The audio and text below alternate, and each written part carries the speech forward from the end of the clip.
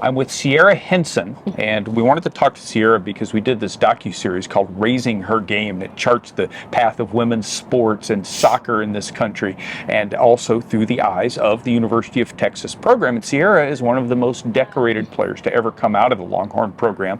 And so let's start with that. What was it about that program that prepared you to eventually become what you are now, which is a professional soccer player? Yeah, honestly, I think Ange and the staff, I mean, in Texas as a whole, they just expect everyone to just put their best foot forward and, compete for titles, compete for championships. So that's kind of ingrained in you.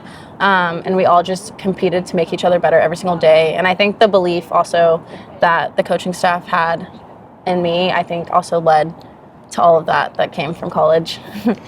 I think about Ange and what I know now about her and her coaching style, and I feel like that sort of belief in her players is key. What did she do to make you feel confident, or whatever it was, about yourself, and probably maybe not just on the pitch but off?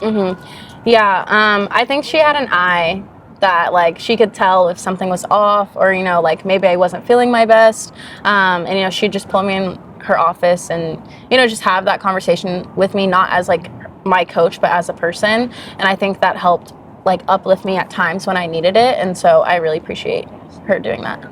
So you mentioned the culture at Texas, and certainly one of the things that's amazing there is that soccer's not the only good sport. They've got a lot of sports there that are pretty good. Yeah. Cyera's current team plays in the Cotton Bowl.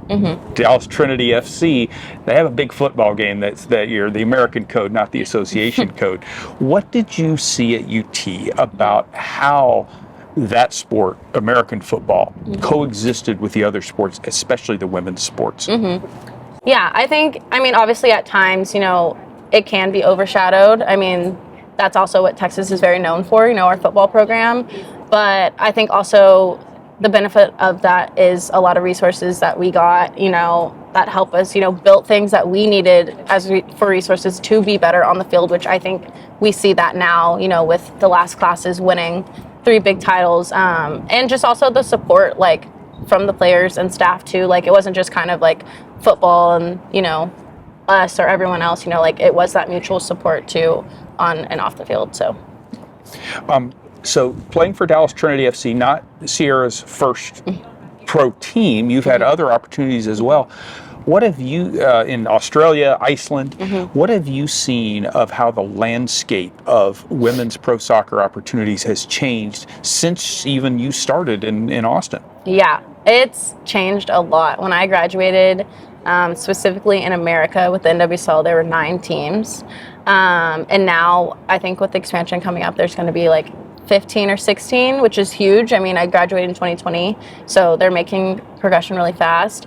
And yeah, the only option was, if you weren't here, to go overseas. And so it's nice that the opportunity is just growing and growing so fast. And specifically with this league, we don't all have to just go overseas and be away from everyone for so long. There's more opportunity for us here in America. And I just see it growing so much and so big, so fast. And I'm really excited to see where it's going. And one thing I wanted to ask you about along those lines is one thing that we did in this docuseries is we covered the NWSL draft, and we will never cover a draft again. It's not because we misbehaved, it's because they're never going to have one again. Yeah.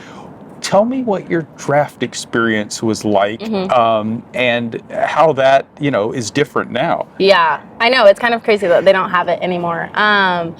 Honestly, I was at home. I didn't really know what to expect my senior year. My numbers weren't the same as before, but it was really exciting. I was just almost a little bit shocked. But I was just with my best friend in my living room and at UT, and I got the phone call, and I was really shocked and really happy, but it was a really good experience. And it ended up being a tough experience too, because it was right at COVID. And so Cyera didn't get to play initially, and then the team that drafted you folded. This was the Utah team, how did you deal with that? Yeah, that was hard. I mean, because when we got out there, COVID had just hit, people were going crazy in the grocery stores, that kind of whole thing. And so all of us were a little bit kind of starting to freak out, and we didn't know what was happening. And then when we got the call that all rookies were being sent home, we didn't really know what we were going to do. We were meeting on Zoom to work out. It was so bizarre. And then the team folded. And so I really didn't know what I wanted to do. I was just I was potentially thinking like not to play soccer anymore. And then I was on vacation with my family and I got a call to go to Iceland, and we just talked about it, and my dad was like, I think you should take it. And so I did, and here I am still playing now. And that story doesn't mirror everybody else, because that's the Hawaii to Iceland connection. Yeah. But I think the fact that there are these opportunities that you were able to play there, now you're playing here back in the States, is pretty neat. Yeah, it's awesome to be here in front of my family and my friends, especially I was gone for so long and so many months at a time. You don't see anyone close to you unless they can visit. And so just to be here and be playing in front of them, and if things aren't going well or things are going well, you have that support off the field, and that's huge. Amazing. Yeah. All right. Cyera, thank you for joining us with Cyera Hintzen. I'm Rush Olson. Thank you.